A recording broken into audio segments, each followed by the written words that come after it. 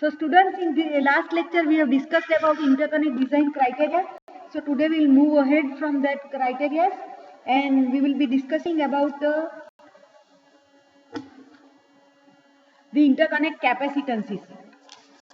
So what is the overall load capacitance driven by the gate consists of two components, the gate oxide capacitances of the driven gates and the parasitic capacitance of the interconnect connecting the driver and the driven gates. So your real wire is made up of resistance, capacitance and inductance. Therefore, wiring forms a complex geometry that introduces capacitive, resistive and inductive parasitic effects, which impact on delay, energy consumption and power distribution. Introduction of noise sources which affect reliability. To evaluate the effect of interconnect on design performance, we have to model them. So,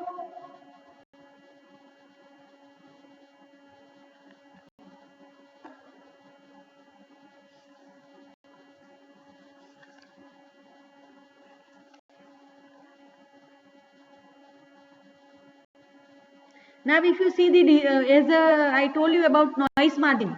So two types of noise margins are there. One is noise margin low and noise margin high. So if you see the chain of inverter and if we apply a pulse input to the input and if we observe the output at the first output of first inverter, then it will be similar to this. So you can see here the VOH, the NMH is defined as VOH minus VIH. So this is VOH and this is VIH. So this distance is defined as your VOH. Similarly, your NML is defined as VIL minus VOL. So you can see here the device parasitics and the so capacitor model of the MOSFET is already shown here. So there are two overlapping capacitances CGS and CGD and two reverse bias diode capacitances, that is CSB and CDB, and another is CGS.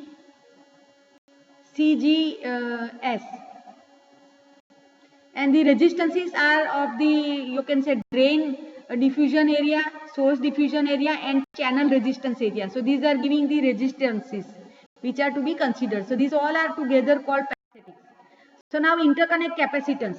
So total load capacitance driven by the driver is sum of interconnect gate capacitance, and effect of reducing the driver size on gate capacitance decreases.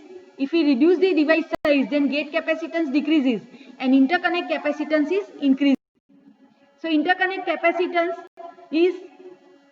has become significantly more important as the gate capacitance has been decreasing with device scaling, while interconnect capacitance has increased with scaling.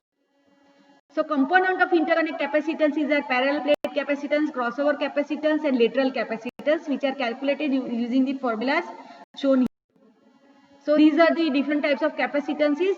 The substrate to your interconnect capacitance is known as parallel plate capacitance, and between two interconnect this is known as coupling capacitance, and all different fringe capacitances are known as crossover capacitances.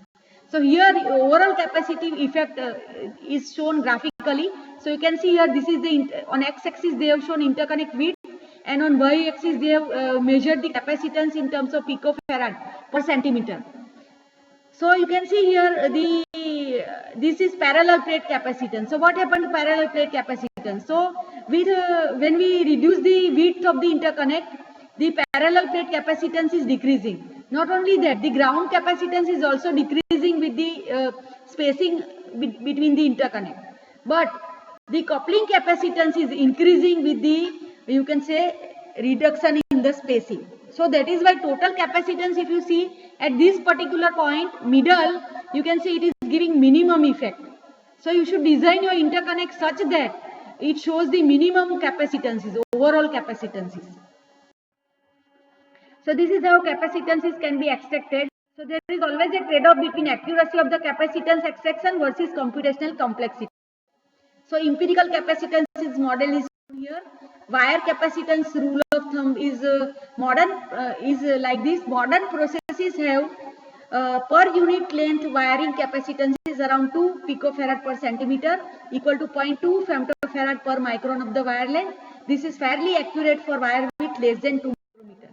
Interconnect resistance characterize ability of an interconnect to pass electrical charge. RINT is comparable with R1, R1 for linear region, R1 for saturation region, and effect of scaling on R1 and scaling on RINT is shown here. So lastly, we will be discussing the effect of this scaling on global signal line, global clock line, and global power distribution line.